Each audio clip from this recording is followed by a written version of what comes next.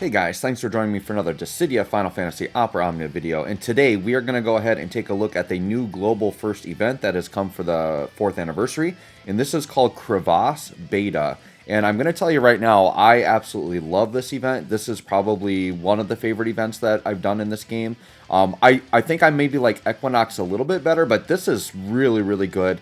This is exactly the type of content we needed in the game. So what I'm going to do in this video, I know I'm a little late getting to this, but there still seemed to be interest in me recording this video, so I figured why not? There's going to be somebody joining at a different time, maybe that hasn't done this yet, that wants to know how it works. So this is going to be basically like a beginner's guide to Crevasse, kind of explaining what is the event, what are some things maybe that I wish I had known going into it the first time, how does it operate, how do you beat it, all that stuff.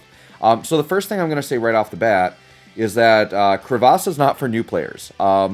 You need a fairly deep roster to beat this completely. And here's the thing, like with DFFOO, you could be like a player who just started playing in one day, and like if you summon Garnet, for example, and like max her out and get one team maxed out, like you can beat Lufenia plus quests like day one, which is kind of insane for a gacha game to allow like a day one player to just beat the hardest content, right?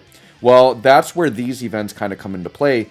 Some events in Opera Omnia require deep rosters, and so this is something you can't cheat this, right? It has to you have to have played the game for a while. You have to have built up an account. So you probably have to have at least been playing for maybe 3 or 4 months while like pulling a lot and building up a roster to be able to beat this. So just keep that in mind. So what I'm going to do first, I'm just going to explain what the event is, how it works, and then I'm going to talk about the strategy for beating it. And keep in mind, you have to have a deep enough roster to be able to beat it, right? So basically, this is a series of quests, and you can see that we have a Cosmos, a Chaos, 2 Lufenias, and 3 Lufenia pluses, okay? The first thing about it, it is a full lockout quest, which means every single character you use in any of these quests, no matter what difficulty, they're going to get locked out and you cannot use them again. This is different than some of the other lockouts we've had where, like, the easier ones will have a separate lockout and the hard ones will have a separate lockout, but in this, it's all of them. So this is what? 1, 2, 3, 4, 5, 6, 7. So you need 21, not necessarily fully built, because to beat the easy ones, you can definitely skate by with some non-built characters, but you've got to have 21 characters to get through this, right? And to get through these last 5, the Lufenia and Lufenia pluses, like they're going to have to probably be fully built teams, right? It's going to be, you can do a little bit of carrying here and there, just depending, right? So the way the event works is you go into a quest here, and it's going to have codes in it. So this is very similar to Abyss. So what codes are basically requirements to beat the event. So normally an event, the game sets the codes for you, and you just have to build your team around it. So for example, it might say, use 2 blue crystals, 1 red crystal user, and then maybe have like a sword on your team, something like that. Basically, they're crystal color requirements and weapon requirements. So what is so unique about Crevasse is you get to pick the codes, but based on the codes that you pick, you're going to get more or less points. And here in the bottom left, you can see my point total is 308. So in order to clear all the content and get all the rewards in Crevasse, you just need to amass 300 points. Now you can see I barely got it. It doesn't mean that it's like crazy hard to get to 300. What I've heard is that the max you can get is actually 428, which is way over what you need. So they definitely give you wiggle room, right? The reason why I'm at 308 was because I just jumped in blind, didn't fully understand how it was going to work, and I did not set everything up optimally. So hopefully this video will help you make a more optimal setup. And I definitely could go in, like I could release the characters, I could redo this, but I don't want to spend the time right now. Maybe later if I'm bored, I'll try to go for a higher score just for fun, right? It's definitely a great challenge for veteran players that want to challenge themselves to go for high score. So that's the goal, is to get points. So here's how you get the points. So we'll just go into one of these here. And in the upper right, you're going to get the option to edit the code. The harder quests have higher multipliers. So what you want to do is you want to pick codes that give you more points. So if I go in here to edit, you can see that there's an option to pick a certain number of crystal of certain colors, and there's an option to pick various weapon types. The first thing that you need to know, so the first thing I didn't understand going into this was, one, it doesn't have everything available. So you can see that not every weapon type is available. So there's no fists, there's no bows, there's no whips, like there's things missing, right? I had gone into it just assuming that, oh, they'll just give you an option for anything and you just kind of pick and build. That's not the case. They are still limiting you even though you're choosing the codes, right? The other thing you're going to notice, let's look at crystal color, for example, right? You can do ×1, ×2, and ×3. So that means you'd have to use that many of that crystal character. Obviously, if you do ×3, it's more restrictive, so you're going to get more points. So if I put on a yellow ×3, that means all 3 of my characters have to be yellow. So I'm very limiting like what my roster can be, right? But the thing I didn't realize is there's not a ×3 for every color. You can see they only have it for blue, green, and yellow. So they're kind of restricting you. So when I first started, I'm like, oh yeah, I'll do a run with 3 reds. I'll do one with 3 blacks. I'll do one with 3 whites. Yeah, that's not the case. So I didn't really look at it carefully enough. The other thing is, as I talked about before, the characters get locked out, but what a lot of people didn't realize going into this are these codes also get locked. So if I go into a quest and I say I'm going to do 3 yellow crystal characters, that node is gone and I can't use it. So you can see on my list here, a bunch of these are grayed out. The ones that are grayed out are codes that I used, and once you use them, they're gone. So there's a little bit more strategy than just saying, oh, I'm going to pick the best ones I can for this team or whatever. You actually have to think about the event as a whole, right?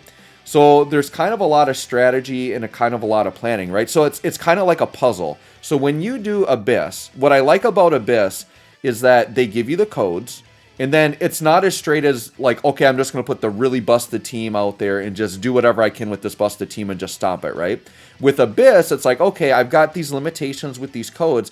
Let's figure out the puzzle based on my roster. So based on my roster, I say, okay, I got to have 2 reds. What are the 2 reds that are going to work for this? How am I going to get the orb? What weapon type do I need? Things like that, right? Well, Crevasse basically doubles that challenge or that puzzle. So it's like there's a puzzle within a puzzle. So the first puzzle is actually what characters do I want to use and what codes do I want to use. So the first puzzle is what crystal colors and what codes. And then the second puzzle is which characters specifically now do I use within those codes, right? So it's really deep actually, and there's kind of a lot to it. So that's the first part there, right? So we've got the character lockouts and we got the code lockouts. So when you're looking at this as a whole, the question then becomes, what codes do I do? How do I get it set right? The other thing when we edit codes as well, there's also a Lufenia orb code. So what's going to happen is by default, the mission is going to come with an orb. The orb doesn't give you any bonus points. You see right here, it's at 0 points. So you can go in and they give you 5 different orbs you can add on. And they give you plus 20. Like this is the biggest thing you can add on. So you want to have the bonus orbs, especially on the more difficult ones, because that's going to give you the max multipliers that you want to get the most points, right? If you put one of these codes on that Cosmos quest at the beginning, it's going to be easier, but you're not getting nearly as many points because the multipliers go down for the easier quests. These Lufenia orbs here, these bonus ones, they're basically harder versions of the ones already in there. So something that people are kind of recommending is if you kind of look at the orb that the stage already has, the stage is kind of built for that orb. So one strategy is if you're going to do the upgraded orb, which you should, try to pick the harder version of that orb just because that's what the stage is built for, right? So for example, one of the orbs I think you can pick is deal like lightning damage or something, right?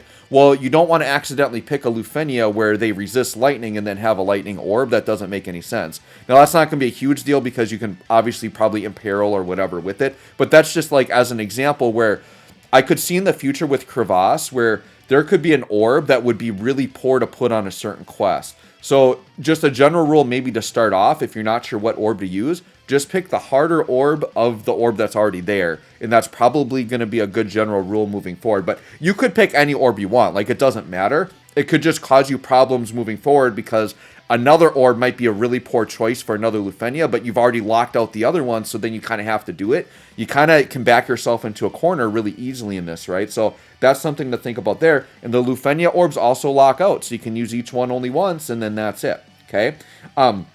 But you can see I got by with only using 3 of the 5 orbs, so had I used all 5 orbs, my score could have gotten a lot higher, right? But I just wanted to make it easier at the end. Once again, because of where I was just looking at how many points I needed. I kind of left the hardest one that I had trouble with, and then I kind of did it without a Mega Orb, and then I was able to just squeak by with enough points, right? Okay, so that's that part. So now the question is what's the strategy here if you're just jumping into this for the first time, and let's say you have a deep roster, you think you're going to be able to beat everything, what's the best strategy here? The first rule that I would say is you want to work backwards. Start with the hardest quests at the bottom. So any of these Lufenia pluses, you want to start with those first. The reason why is they're the most points. And so you want to have everything available to you when you're building these teams and setting up the codes. So let's say you go into this very bottom one, right? So I would start with one of these bottom ones, just try it out. Go into the codes, read the boss a little bit, see what the boss does, whatever. Go into here, and what you want to try and do on the Lufenia Plus is, it's going to be hard, right? It's going to be a challenge, but you actually technically, like, the rewards don't correspond to actually beating the stages. The rewards correspond to the points. Now, you only get the points when you beat a stage, but if you get 300 points before beating all the stages, you technically, I don't think, have to beat any of them. You might get, like, gems for beating it. I actually don't remember. But in terms of the actual event rewards, it's all just tied to the points. So what you would want to attempt to do is go into one of the harder ones and do 2 times 3s. So you would want to do blue, green, or yellow times 3. So maybe look at your roster, see where you're the strongest and which color, and then you want to pick the weapon type that corresponds to it. Now, I think for this one, you would want to do, what is it, yellow? It's yellow or blue. Hold on, what color is garnet? Whatever color garnet is, you'd want to do that. Oh, garnet's green. Okay, so one of the combos people were talking about that makes sense is you would want to do a times 3 green and a times 3 staff, because you can run garnet, and I think it's, hold on, let me just go to my character list. It's garnet, Strago, and then there's another green mage that you could run. So the thing is when you're doing times 3 of both, it's like super limited. Now, you don't have to do that. If you're finding like my roster can't do that, then what you do is you just make it a little bit easier, but make it as difficult as you can while you still can pass it. So maybe 3 times green and 3 times staff is too hard. Then maybe what you do is, maybe your greens are good. You've got some good greens. Maybe do 3 greens still, but then maybe you do a staff times 2, because you can see there's a times 2 staff. And then maybe there's like a really good green Buster Sword character, or a really good green like weird weapon type, like the Noel weapon type, or maybe there's a gun type you want to throw in. You could do a times 1 for that. But this is why you want to start with the hard quest. So my mistake was I did the Cosmos right away, and I used some of these really good like times 3 things, because I'm like, oh yeah, it'll be easy to do. Because when I went into it, I thought, oh, I can just use these codes as much as I want. So I did the double times 3 on my Cosmos because that was super easy. But then I lost them for later on, and I didn't feel like redoing it again. So then I was a little bit more limited later on.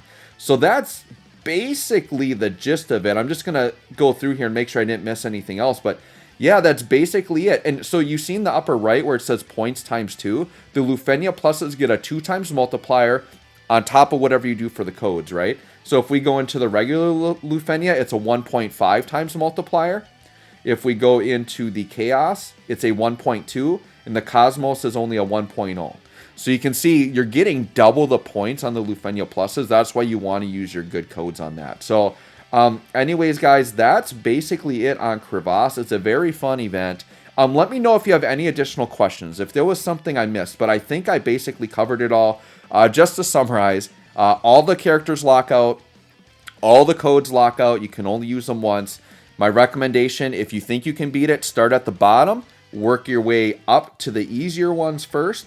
Try to use as many of the heavy codes as possible early to get the most points. So anyways, guys, I hope this helps. Thanks for watching. We'll catch you all in the next one.